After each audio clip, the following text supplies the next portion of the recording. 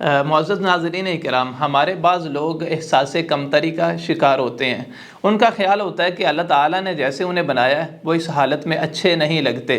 اپنی خوبصورتی میں اضافہ کرنے کے لیے وہ اپنے جسم پر مختلف قسم کے نقش و نگار کرتے ہیں، مختلف قسم کے ٹیٹو بنواتے ہیں، یا اپنے چہرے پہ کوئی تل بنوایا۔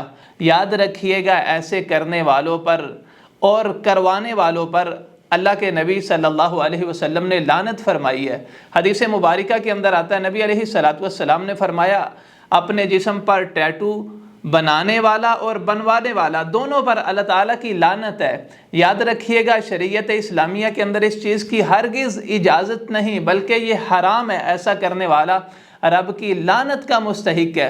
ہمیں چاہیے کہ ہم اللہ تعالیٰ کی تخلیق پر اور فطرتی حسن پر ہم راضی رہیں، نہ کہ ہم اپنے جسم پر اس قسم کے کام کروائیں